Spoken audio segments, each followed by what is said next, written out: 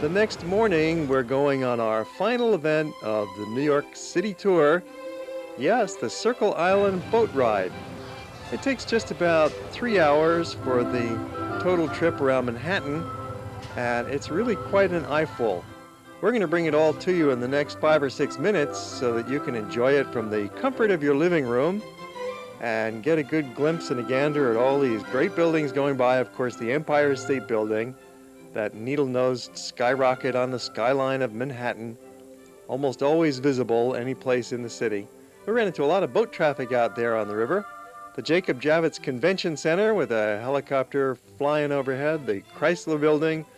So from the river you get all these unusual glimpses. Here's a tennis court, and here's a golf driving range. New York is not where the skyscraper was first built. That honor goes to Chicago.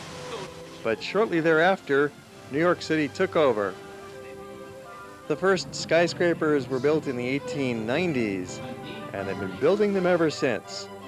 One great example of historic preservation is the South Street Seaport. It's right by the old Fulton Fish Market. It's a new festival marketplace. It's built on the site of early seaport moorings. The Brooklyn Bridge, 1883. There are dozens of bridges that circle around Manhattan, connecting it to Brooklyn and Queens, connecting it to the Bronx, connecting it even to New Jersey. Of course, the first settlers were Native Americans, and it was the Algonquin tribe who was living here in relative isolation until 1524, when the first Westerners arrived. A merchant ship that was led by Giovanni da Verrazzano. He was a businessman from Florence. In fact, Florence also was the home of Amerigo Vespucci, who was the mapmaker who gave his name to the entire continent. So we could say that Italians were the first immigrants to New York, and they've been coming ever since. Not much happened here during the 16th century. There was just a handful of settlers. You can take a helicopter ride around Manhattan. The East Side Heliport will accommodate you. You can go for a 15-minute ride if you like, or a half an hour, or a full hour. You get a great viewpoint from the upper deck of the ship, a view of the Chrysler Building once again. The history continues in 1609 with Henry Hudson sailing up the river that now bears his name. The United Nations General Assembly Building is one of the great landmarks in New York City. Our hopes for the future world peace are riding right here at the UN. So Henry Hudson arrived and claimed the Hudson River and the island for Amsterdam, and the name of the town became New Amsterdam. 1624, the Dutch West India Company settled down and began to do trade, and in 1626, the famous purchase of Manhattan from the local Indians for $24 worth of beads by Peter Minuet of the West India Company. By 1628, the population of Manhattan had swelled to 270 people. There's 30 houses and 6 farms. In 1639, the first English immigrants arrived. We have a nice view of Gracie Mansion, which is where the mayor of New York lives. Rudy Giuliani currently occupies the house. The house that Ruth built is across the river, Yankee Stadium. Well, back to our history. The British arrived in 1664 and they took over New Amsterdam and they renamed it New York after the Duke of York, who was the brother of Charles II.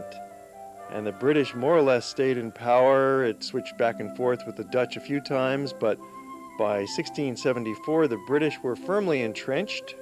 As we round the northern tip of Manhattan Island, there's a tremendous density of bridges connecting it with the Bronx. And all of a sudden it looks like we're out in the countryside. Small cliffs and trees clinging to the northern tip of Manhattan. Big white sea for Columbia University. Baker Field is right nearby, their athletic field. Columbia was the first college founded in New York in 1754. And then, of course, the events leading up to the American Revolution were taking place in the late 1700s. George Washington got into the act, and the War of Independence was successfully fought, and New York became the first capital of the country. The political center shortly moved down to Washington, of course, but New York remained the economic capital of the country, particularly with the opening of the Erie Canal in 1825. because that created a shipping route utilizing the Hudson River that we're now on to connect New York with the heartlands of Midwest America through the Great Lakes. With the Erie Canal, New York quickly became the most important city in America, which it still is today. A great view of the George Washington Bridge and the Palisade Cliffs covered with a beautiful mantle of fall foliage as we head on down the Hudson River, passing Riverside Cathedral. The tomb of Grant is over there. The West Side Drive, we're winding our way back to the home port of the Circle Line Tour. It's been a most delightful 3 hours out here on the waters. Going past the aircraft carrier Intrepid, which has been turned into the Sea, Air, and Space Museum. As we finish our trip and disembark from the Circle Line boat. Thanks very much. Glad to have you along on the ride. And now let's get out of here. It's time to leave New York City. But we're not going back to Hawaii just yet. We're not looking for a Hawaii vacation. We're continuing our East Coast vacation. You're watching World Travelers Tour of the East Coast by train. We started out in Boston. We stayed there for 3 days and had a good look around, including a trip out to the countryside to Lexington and Concord.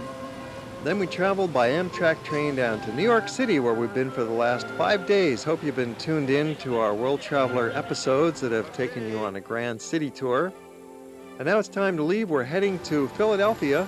It's less than a 2-hour train ride via Amtrak. So we're on our way by taxi to Pennsylvania Station in the heart of Midtown Manhattan. And there we are met by the Red Cap Porter Service, and they're going to help us with the baggage. Great luxury on the East Coast tour. We do have help with the suitcases, unlike our Europe tours where we go by Eurail, and there we generally carry our own suitcases in the train station. But here we've got these porters to help us load onto the train. Great train service in America, thanks to Amtrak. And we will soon be on our way to the city of brotherly love, the capital of Pennsylvania.